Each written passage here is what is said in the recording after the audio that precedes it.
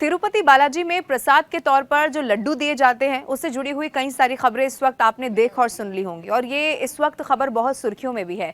लेकिन इस खबर के सामने आने के बाद आप जरूर ये जानना चाहते होंगे कि तिरुपति बालाजी में जो लड्डू प्रसाद के तौर पर दिए जाते हैं वो बनते कैसे हैं, मंदिर में किस तरह से इसकी बिक्री होती है। इसी से जुड़ी हुई पूरी जानकारी आज इस वीडियो के जरिए मैं आपको देने वाली हूँ, इसीलिए इस वीडियो को आखिर तक जरूर देखिए। देखिए, आंध्र प्रदेश के चित्तूर जिले में तिरुपति के पास तिरुमला पहाड़ियों पर स्थित है भगवान वेंकटेश्वर का मंदिर और इस मंदिर की ख्याति तिरुपति बालाजी के रूप में है और यहाँ भगवान विष्णु की पूजा अर्चना की जाती है। मंदिर की तरह ही तिरुपति बालाजी के प्रसाद की भी दुनिया भर में ख्याति है और इस मंदिर में प्रसाद के तौर पर खास तरह का एक लड्डू चढ़ाया जाता है।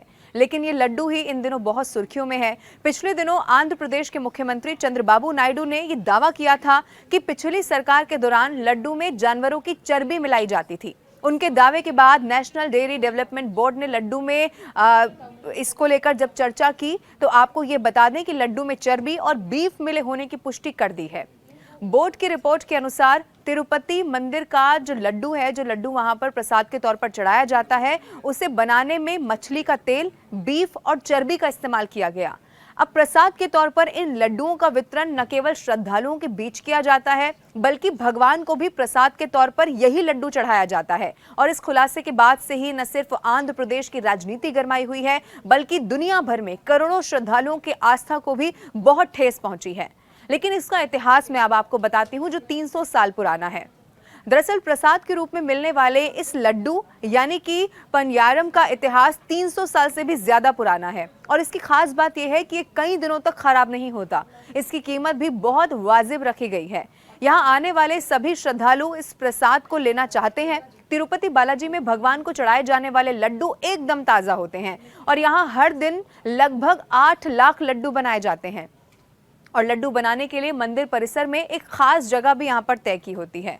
अब इसे बनाने वाले रसोइये भी अलग होते हैं। इनको बनाने वाले रसोइया जो हैं वो गुप्त होते हैं। मैं आपको बता दूं जिन्हें पोटू उस लैंग्वेज में कहा जाता है। लड्डू बनाने के लिए वहां के कारीगर आज भी 300 साल पुराना पारंपरिक तरीका इस्तेमाल करते हैं, यानी कि जो पहले किया जाता था। और इसके अलावा साफ सफाई का वहां पर बहुत ख्याल रखा जाता है। रसोई में 600 से ज्यादा लोग काम करते हैं। लेकिन मैं आपको ये भी बता दूं कि ये जो तिरुपति बालाजी में जो लड्डू चढ़ाया जाता है, जो प्रसाद के तौर पर हमें मिलता है, उसे कड़ी सुरक्षा के बीच से गुजरना होता है।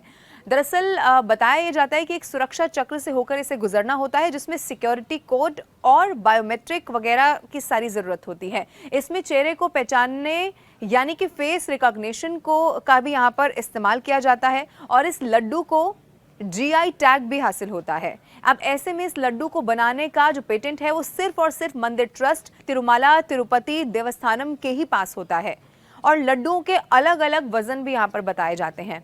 यानी कि यहाँ पर मिलने वाले जो लड्डू हैं वो कई प्रकार के होते हैं और सबका जो वजन है, जो वेट है, वो निश्चित होता है। अगर सबसे छोटा लड्डू की बात की जाए तो उसे प्रोक्तम कहा जाता है और इसका वजन लगभग 40 ग्राम होता है। ये दर्शन करने वाले हर व्यक्ति को मंदिर की ओर से दिया जाता है।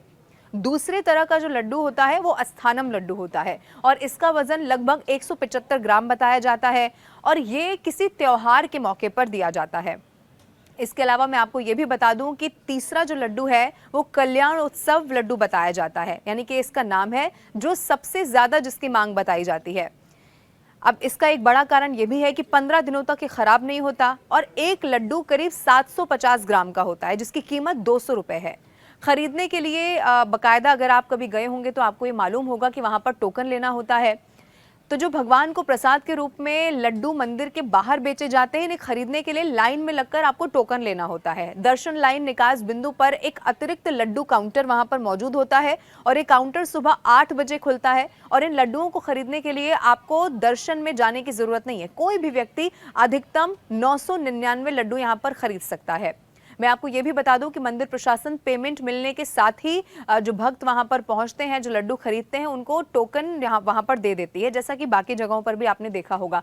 अब तिरुपति मंदिर की आय के जो प्रमुख स्रोत हैं उनमें लड्डू की बिक्री भी शामिल है। त्योहारों के समय में तिरुपति मंदिर के जो प्रसादम की मांग है वो बहुत ज्यादा बढ़ जाती है और खास तौर पर ब्रह्मोत्सव के दौरान इन लड्डुओं की बिक्री सारे रिकॉर्ड्स को तोड़ देती है। और 24 घंटे यहाँ पर ये बिक्री होती है। साल 2015 की अगर बात की जाए तो सबसे ज्यादा 1.8 मिलियन लड्डू यहाँ पर बेचे गए थे, जो अपने आप में एक बड़ा और खास रिकॉर्ड है। अब ऐसे वक्त में जब इसी प्रसाद को, इसी लड्डू को लेकर बवाल मचा हुआ है, तो हमें उम्मीद है कि आपके मन में भी ये जानने की इच्छा होगी कि वहां पर लड्डू कैसे मिलते हैं, कैसे बनते हैं, कैसे वहां पर बिक्री होती है। सारी जानकारी इस वीडियो के जरिए मैंने आपको दी। वीडियो आपको कैसा लगा आप कमेंट करके जरूर बताइए और हर खबर से अपडेट रहने के लिए न्यूज़ 18 इंडिया का यूट्यूब चैनल जरूर सब्सक्राइब करें।